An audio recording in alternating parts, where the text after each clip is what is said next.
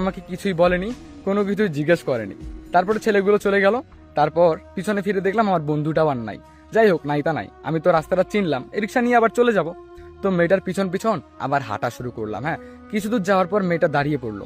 দাঁড়ার পর আবার পিছনে ব্যাগ দিল। ব্যাগ দিয়ে আমাকে বললো, আপনার সমস্যা কি? প্রায় অনেকক্ষণ থেকে আমাকে ফলো করতেছেন। এরপর আমি বললাম, কোনো সমস্যা নেই, আপনাকে দেখছি, ভালো লাগছে, ভাবলাম যে আপনার সাথে কথা বলবো, সেই জন্য। তারপরে মেয়েটা আর কোনো কথাই বললো না, আবার হাঁটা শুরু করলো। আমিও পিছন পিছন হাঁটা শুরু করলাম। দেখি যতক্ষণ না ভালো করে কথা বলো, তোমার পিছনেই ছাড়বো না, মানে এইরকম ছিল বিষয়টা, ঠিক আছে।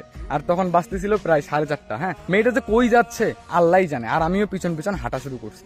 কিছু দূর যাওয়ার পর একটা লোক একটা বাসা থেকে বেরিয়ে আসলো, মানে বাসাটা 3 তলা ফ্ল্যাট। হ্যাঁ, বেরিয়ে আসলো।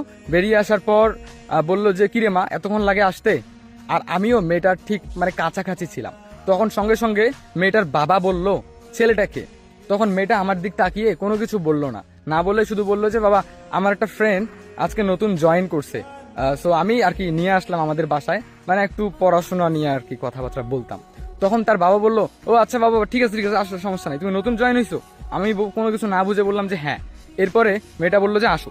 তারপরে আমি জাস্ট মনে মনে অবাক, অ্যান্ড আমি আমার বুকের মধ্যে এখন ভয় কাজ করতেছে। ভাই, আমি এখন কই ঢুকবো? মানে এই মেয়েটার সাথে যদি বাসায় ঢুকি, যদি কোনো প্রবলেম হয়, মানে এগুলো চিন্তা করতেছি।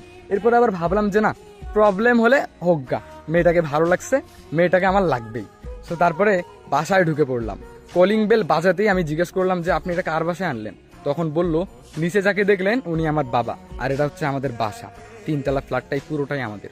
আমি বললাম যে, ও আচ্ছা, কিন্তু আপনি আমাকে এইভাবে পরিচয় দিয়ে নিয়ে আসলেন কেন? আমি তো আপনার সাথে জাস্ট একটু কথা বলতে চেয়েছিলাম। তখন সে বলল, চুপচাপ থাকুন।